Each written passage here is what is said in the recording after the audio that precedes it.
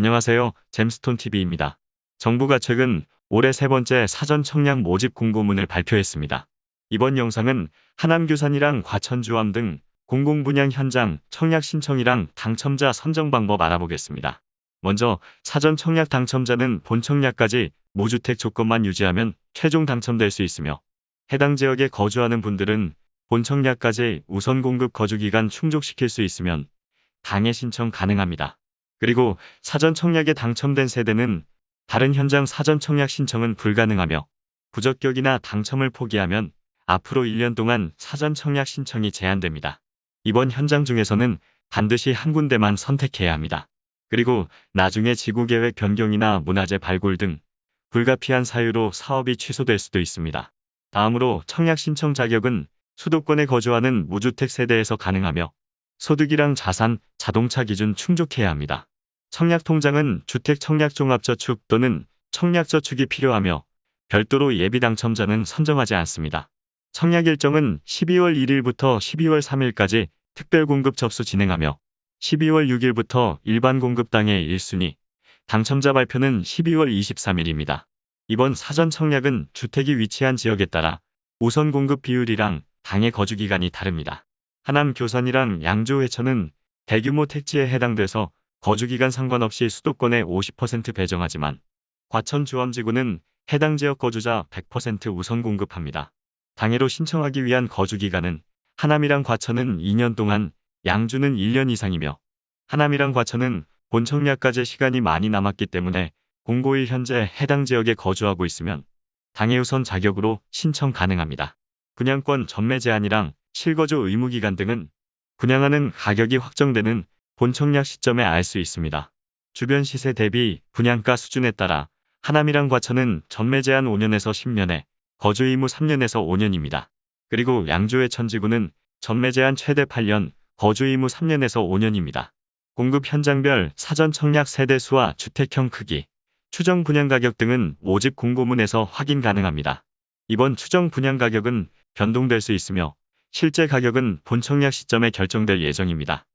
양주 회천 신도시 사업지는 주변에 유치원이랑 초등학교, 중학교와 고등학교 예정부지 등이 있으며, 지하철 1호선 덕계역까지 도보로 10분에서 15분 거리입니다.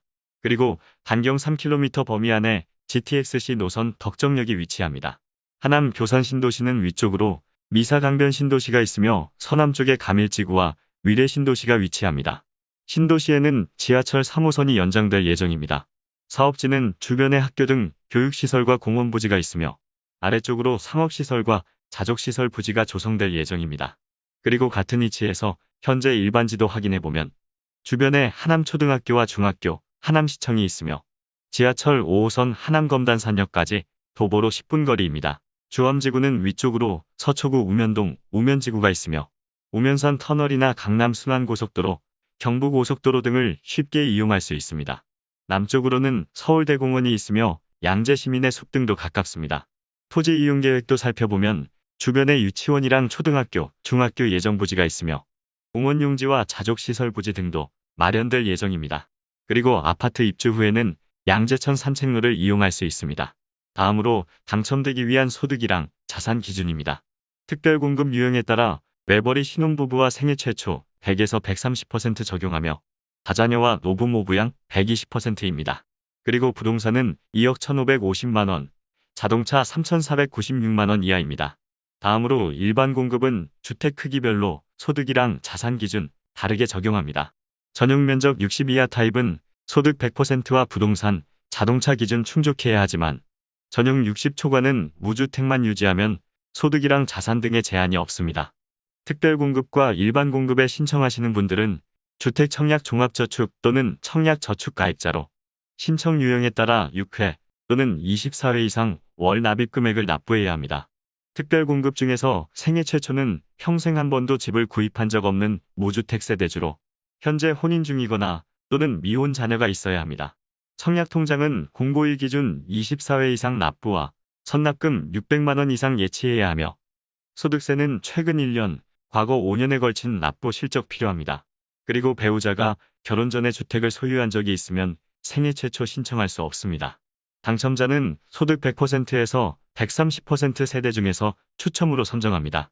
다음으로 신혼부부는 혼인기간 7년 이내 세대와 당첨 후에 입주 전까지 혼인신고를 할 수 있는 예비 신혼부부, 그리고 만 6세 이하 자녀가 있는 한부모 가족이 신청할 수 있습니다.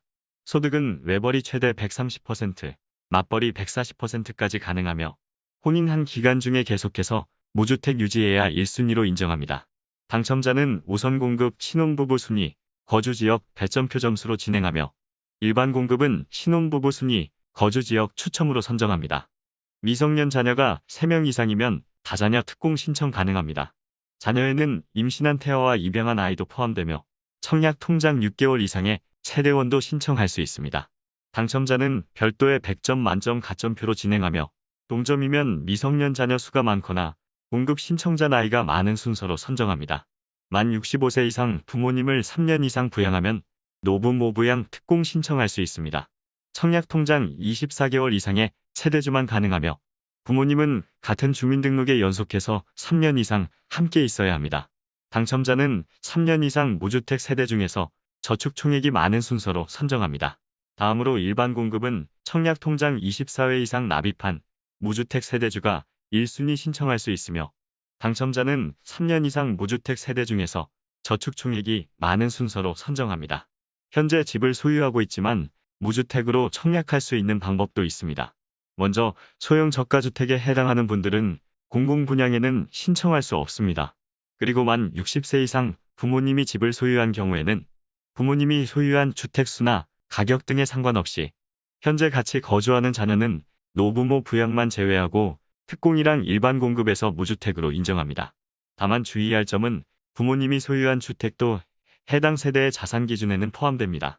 지금까지 잼스톤TV였습니다.